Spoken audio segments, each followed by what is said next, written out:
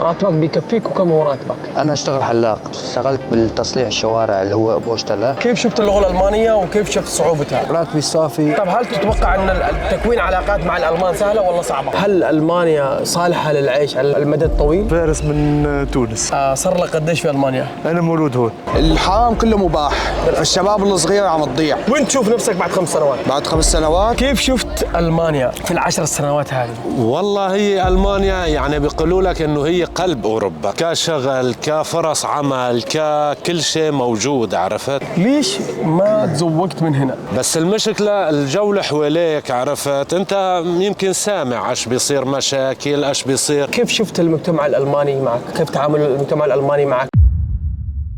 اسمي أحمد البيور من سوريا من إدلب، صار لي هون تقريبا 10 سنين. كيف شفت ألمانيا في ال10 سنوات هذه؟ والله هي ألمانيا يعني بيقولوا لك إنه هي قلب أوروبا، عرفت؟ كشغل كفرص عمل ككل شيء موجود، عرفت؟ بس المشكلة الجو حواليك، عرفت؟ أنت يمكن سامع ايش بيصير مشاكل، ايش بيصير، يعني الواحد بده ينتبه على حاله كثير. شو اسمك؟ شادي. كم لك قديش في ألمانيا؟ 2.5 تقريبا. كيف شفت اللغة الألمانية وكيف شفت صعوبتها؟ اللغة الألمانية يعني نوعا ما فيها شوية صعوبة. كيف تعلمتها طيب؟ لسه ما صرت بيرفكت، وصلت لمستوى الآينس. رامي رحال من سوريا. شو أكثر شيء صعب واجهتها في ألمانيا؟ تعديل شهادتي السورية لألمانية. تعديل الشهادة.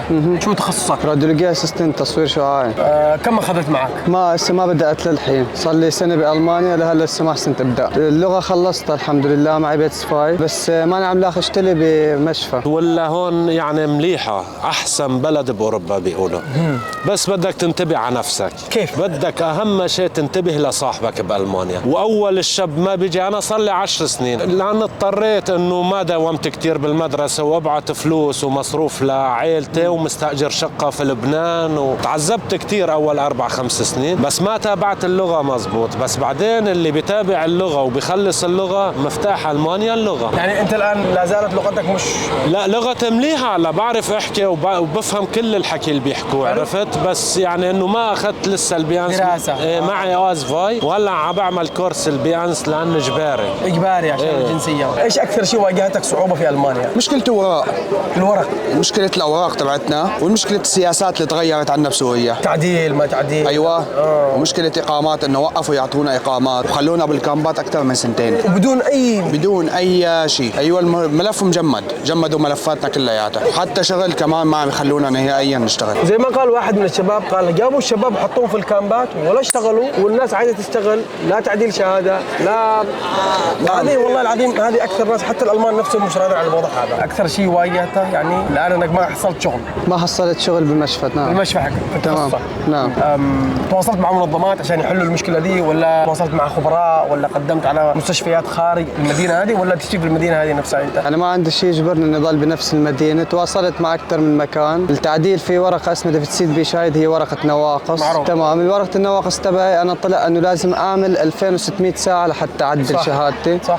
فأكثر المشافي نصحوني إني أعيد دراسة من أول وجديد. نصيحة للشباب، لا تضيع أي دقيقة من وقتك أو أي ساعة. تعرف كلام فاضي وصحوبيات، وبتعرف الجو هون وكيف بده الواحد ينتبه لحاله.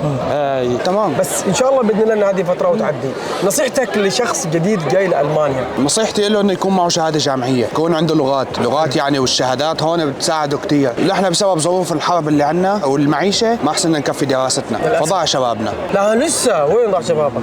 لا لسه، ان شاء الله خير جاي. ان شاء الله يا رب. المانيا فيها خير، المانيا فيها خير. عندي خلفيه بسيطه انك ممكن تسوي شولو. سويت شولو؟ ما سويت. لا. طيب سويت تطوعي فايبيليش عاباي؟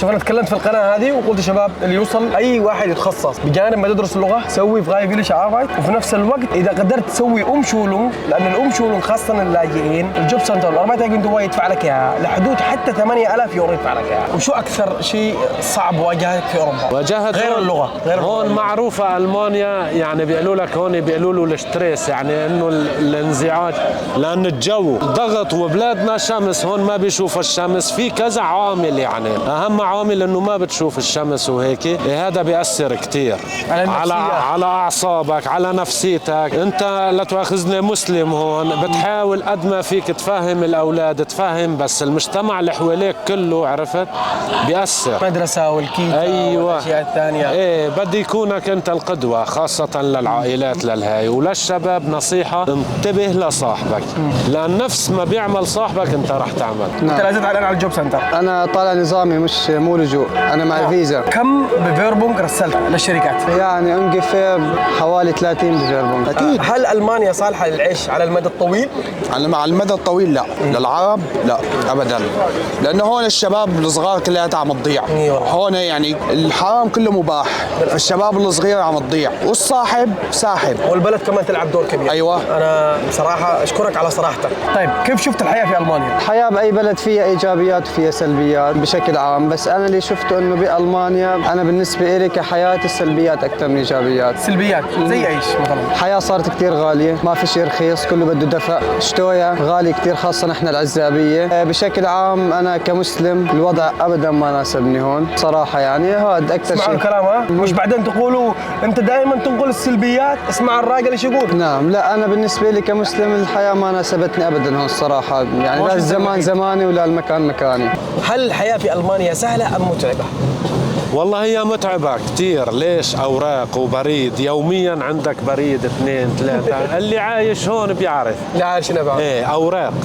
بدك تبرد أعصابك كتير. هلا أول 2 3 بتجي نحن دمنا حامل عرب وكذا، بعدين شوي شوي بتبرد الأعصاب. ايه. وين تشوف نفسك بعد 5 سنوات؟ بعد 5 سنوات إن شاء الله بإذن الله. ان شاء الله رجل اعمال. رجل أعمال. ان شاء الله. إن شاء الله بإذن الله بعد 5 سنوات والفيديو إن شاء الله بإذن الله يوصل هذا وتحقق اللي تشتغل. ان شاء الله يا رب. بس ألمانيا فيها جانب حلو كمان كتير، طبيعتها حلوة، الناس فيها لطيفين، أغلبية الناس لطيفين، تعبك ما بيروح على الفاضي، ما في شيء اسمه إنك تتعب وما يروح على الفاضي، أي شيء بتتعب فيه بتاخذ فيه. كيف تعلمت اللغة الألمانية؟ قسم بالمعهد وقسم زلبست، يعني للبي اينز عملت بمدرسة والبيتس فاي عملته لحالي. طب هل شفت المجتمع الألماني لطيف؟ لطيف ايه، يعني بس بيحاولوا انه ما تبين انه شلون انت انه كتير انه مثلا متشدد او كتير عرفت. طبعا بلادهم عرفت هاي الامور. ولا هون في اتراك صار لهم 50 سنه بتروح على المسجد بتصلي بتروح انت حر. في عندك هذا طريق وهذا طريق وانت تختار الطريق اللي ودك. يرحم والديك. نصيحتك لواحد جديد عايز يشي يتعلم اللغة الألمانية؟ يختلط كتير بالناس، ما يخجل خاصة باللغات، اطلع بالشارع احكي مع الناس، فوت على المحل، خربط، خجال اول مرة وخربط ثاني مرة ويضحكوا عليك وطلع بالقطار وسؤال، بس ما تخجل. هل تشوف ألمانيا مناسبة للعيش على المدى الطويل؟ لا كشخص مسلم ابدا. المانيا حلوه كشخص جاي بده يعني فتره ياخذ منا الشيء اللي بده اياه ويطلع، اللي هو كلياتنا نحن جايين مشانه. اول شغله الجنسيه، ثاني شغله المصاري. بعد ما الواحد يصير معه هالشغلتين برايي المانيا ما بضل فيها شيء. تاسيس عائله كثير صعب هون. طيب الاولاد صعب، العيشه غاليه تعتبر شوي على موضوع عائله، بس عزابي ممكن يعيش هون بنبسط كثير. فيها كثير جوانب حلوه، كل شيء ضمن القانون، حقك حتى لو كثير صغير وانت مانك الماني ممكن تاخذه من واحد الماني. في حال صار معك مشكله، في حال بلد قانون، بلد قانون، بس الواحد يمشي بالقانون. المانيا كثير بلد حلوه. كلمه اخيره توجهها للمتابعين حق القناه؟ والله نصيحه انه يلتزموا بحياتهم، وانه اهم شيء تعرف حدودك لوين، عرفت هاي بس. الشيء اللي واجهت صعوبته غير تعديل الشهاده، مثلا احنا نقول خير تعديل الشهاده، شيء واجهت صعوبته وتخطيته. اللغه كانت صعبه. لغه جديده، انا كسوري يعني بحياتي ماني حاكي الماني، ماني شايف شيء عن اللغه ابدا.